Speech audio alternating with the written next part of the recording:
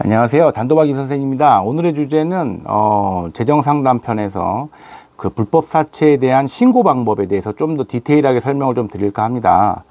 최근에 시사 방송 또 MBC에서 그런 정확하게 제목은 잘 모르겠는데 그 양쪽 방송 다 KBS나 MBC에서 불법 사채를 그 1시간씩 다루는 그런 PD 수첩이나 뭐 출연 60분 뭐 그런 방송이 계속 연달아 방송되는 걸 보고 한편으로는 참 다행이다. 다행이다. 그래서 그런 어떤 우리 지금 내담자들이 겪고 있는 문제 중에 가장 심각한 게 이 신종 불법 사채거든요.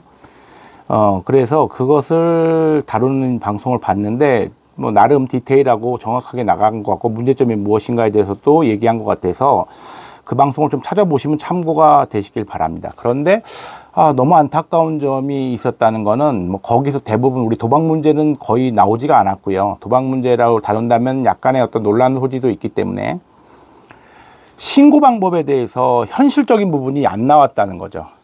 여러분들이 가장 지금 힘들어하는 부분들이 그거 아니겠습니까? 이 핵심에 대해서 말씀드리면요. 이건 분명히 신고 대상이고 이걸 신고 접수를 받아야 되고요. 경찰들은 자기들의 분야의 일로 인정하고 수사를 하셔야 되는데요. 이 영상도 현직 경찰분들이 좀 보셨으면 좋겠어요. 네, 좀 제발. 제가 너무 안타까운 게 이제 주로 이런 어떤 불만 또는 신고가 안 된다는 사연이 저한테 오기까지는 지방이 좀 주로 지방에 있는 사건들이 그렇게 해결이 되는 것 같은데요. 자, 경찰서를 가면은 그 경찰들이 돌려보낸대요. 그런데 핵심이 뭘까요? 원금이라도 갚아서 와야 접수가 된다든지, 이건 사건화가 안 된다. 첫 번째는 원금을 갚아라. 원금도 안 갚고 무슨 이것을 고발하느냐, 고소하느냐. 두 번째, 안 잡힌다. 그리고 이걸 알 수가 없다. 불특정이기 때문에 뭐 김대리, 이 팀장, 김 부장 이렇게 돼 있고 카톡 아이디나 이거 다 대포폰이기 때문에 잡을 수가 없다. 그러면서 그냥 좋게 합의를 봐라. 이런 식으로 돌려보낸다는 거죠. 자, 이런 경험이 있으신 분들 분명히 제가 말씀을 드리지만 이거는 그 사람들의 직무유기고 정말 못된 정말 이게 일부인지 대부분인지 모르겠지만 상당히 많은 건인 걸 제가 알고 있습니다. 그들이 그렇게 하는 이유는 이게 굉장히 수사가 어렵고 본인들에게는 당연히 경찰도 직업이잖아요. 그 업무에 있어서 좀 피곤한 업무입니다. 효과는 없고요. 첫 번째 말씀드릴게요. 첫 번째 우리가 주목해야 될 거. 이 핵심이 원금을 갚고 안 갚고가 이 고발의 어떤 이 핵심의 본질이 아닙니다. 자, 원금을 갚을 경우도 있죠. 당연히 원금보다 더 갚은 경우도 있죠.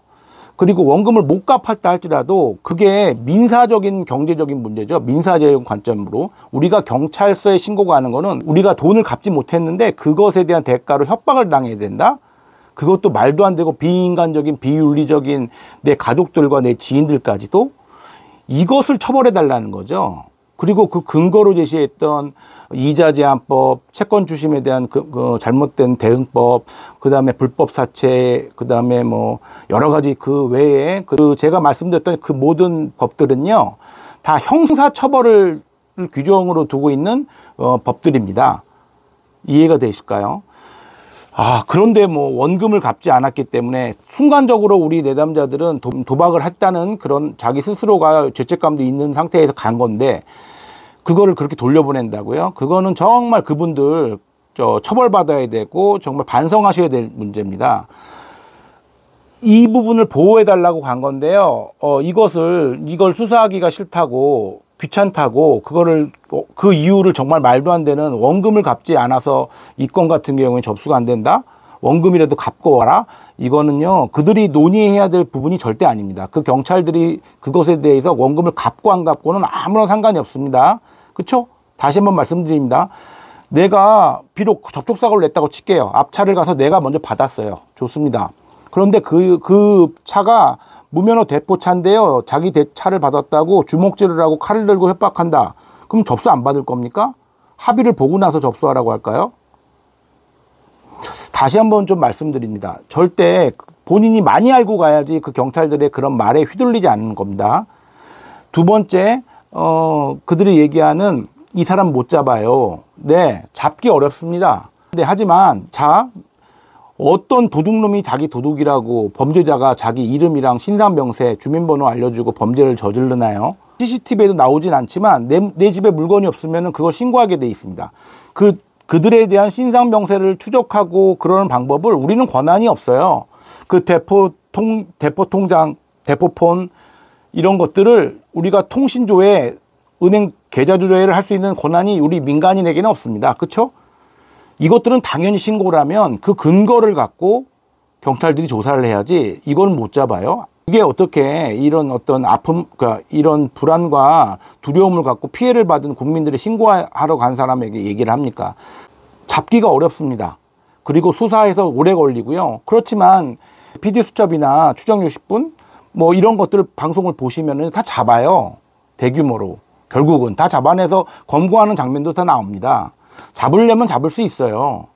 그런데 결국은 그 지방 같은 데서는 특히나 더 좀 어떤 관행 이런 게 아직도 있나 봅니다. 자, 여기에 대한 핵심 대처하는 방법에 대해서 말씀드릴게요. 첫 번째, 선생님들이 많이 알고 가셔야 됩니다. 여러분들이 많이 알고 준비를 탄탄히 해서 가셔야 돼요. 그냥 우리 저 깡패한테 걸려서 돈 뺏겼어요 이렇게 접수하듯이 파출소 가서 접수하시면 안 되고요. 대부분 경찰서로 가시길 바랍니다. 지역에 있는 경찰서로 가시면 되고요. 고소장이라고 있어요. 인터넷 찾아보시면은요, 그 형식이 나와 있습니다. 고소장 형식과 예문을 보시면 근거에 관련된 법들, 그리고 육하 원칙에 의해서 언제 누가 어떻게 내가 이런 경우를 당했고, 협박이면 협박죄, 그 다음에 제가 맨날 말하는 이자제한법 위반, 그리고 개인정보법 위반, 추심에 대한 재추심에 관련된 법 위반 이런 것들에 본인들이 그 법조항을 쓰셔가지고 그게 어렵지가 않아요. 그렇죠? 사건 내역과 대충 육하원칙에 의해 쓰시면 됩니다. 쓰셔서 본인들에게 협박을 했던 그 카톡 같은 거 있죠? 카톡 내용을 출력하세요. 인터넷에 그 부침이라고 쓰신 다음에 그 증거자료 욕 나와 있는 협박한 또 음성 녹음하신 분들 있죠? 음성 녹음한 부분들, 문자도 포함합니다. 음성을 녹음한 내용을 따로 파일로 USB로 가져가셔도 되고요. 그 경찰서 같은 데 앞에 가시면 녹취록을 작성해 드립니다 라고 돼 있어요. 녹취록을 풀어서 작성을 해주는 곳이 있어요. 그걸 근거하게끔 증거 자료로. 그래서 그걸 풀어서 부침으로 해서요, 문서로 접수를 하시면 돼요. 문서를 접수를 하면 그 어떤 경찰도 접수된 문서는 조사를 하게 돼 있습니다. 다시 한번 말씀드립니다. 잘 준비하셔가지고, 어려운 거 하나도 없죠. 잘 준비하셔가지고 문서로 만들어서 접수를 하세요. 고소장을. 내가 협박받고 있다라는 것을. 네, 그걸 접수하시면 되고요. 그동안 낸 이자가 얼마입니까? 비용을 좀 내시면 되는데, 법무사 같은데 변호사비는 비싸니까요. 법무사가 고소장을 접수해 주는데요. 고소장을 작성해 주시는데요. 몇십만 원 하는 걸로 제가 알고 있습니다. 뭐 저희 쪽 근처에서는 제가 직접 하지는 않았는데 제가 그렇게 얘기했더니 50만 원 정도를 받았던 것 같은데 비용이 꽤 비싸죠. 그러니까 저는 스스로 하실 수 있다고 저는 생각은 하거든요. 스스로. 어려운 거 하나도 없습니다. 그런데 만약에 어렵다. 내가 도저히 모르겠다. 그러면은 뭐 저한테 오시면 제가 어떻게 쓰라고 양식을 만들어 드릴 수가 있는데 제가 업무가 바빠서요. 뭐 메일로 어떻게 작성해 주십시오. 이런 거는 제가 솔직히 좀 죄송하지만 제가 해드릴 수가 없을 것 같아요. 그러니까 인터넷 치면은 형사 고소장 접수하는 방법, 뭐 작성하는 방법 분명히 나와 있습니다. 얘가요. 그렇게 하셔서 접수를 하시고 첫 번째 대응 방법. 두 번째는요. 본인이 절박해서 저처럼 이렇게 얘기를 했는데 뭐 잘 모른다는 식으로 이렇게 여기저기다가 이렇게 접수를 안 하려고 하잖아요. 그러면 각 경찰서마다 이런 경찰들의 문제가 있기 때문에 각 경찰서마다 청문감사실이 있습니다. 청문감사실, 청문감사, 뭐 인권관 이런 제도들이 있어요. 이게 이런 민원을 접수하는 곳입니다. 그리고 뭐 거기서도 같은 지역 안에서 잡수를 잘 안 받겠다. 무조건 받아야 되는데요. 그러면 인터넷으로 경찰청 민원24 들어가시면 민원 접수하시는 곳이 있어요. 예, 거기다 과감하게 올리십시오. 그러면 그 조사관 바뀌어서 분명히 접수를 받을 수밖에 없어요. 그런데 가실 때는 최소한의 예의로 문서를 만들어서 가세요. 최소한 증거라도 만들어 가세요. 다시 한번 말씀드릴게요. 최소한 문서를 접수하시던, 문서로 고소장을 작성하시던 증거를 만들어서 가세요. 네. 그러시면은요, 어쩔 수 없이 받을 수밖에 없습니다. 그러면 우리가 알고 있는 번호, 우리가 알고 있는 카톡 아이디로 경찰관은 우리가 접수를 했기 때문에 그 사람에게 연락을 할 수밖에 없어요. 어디 경찰서 누구누구 경사 누구입니다. 접수를 했으니까 연락을 달라고 하던지 통화를 직접 합니다. 그러면 어쨌든 한 번, 두 번은 그 사람들이 이 연락을 받을 수밖에 없어요. 그러면 이게 신고가 접수됐다는 것을 정확하게 압니다. 물론 그 중에서는 안 잡히려고 지네들이 안 잡힌다고 도망다닌다고 할 수는 있겠지만 그 사람에게 있어서 절대 접수가 된 건을 자기네들이 더 문제화시키지 않아요. 요즘 같을 때는 특히나 더 그렇습니다. 최근에 제가 알고 있던 그런 사채 집단들도 많이 지금 잠수를 탔어요. 지금 활동을 많이 안 합니다.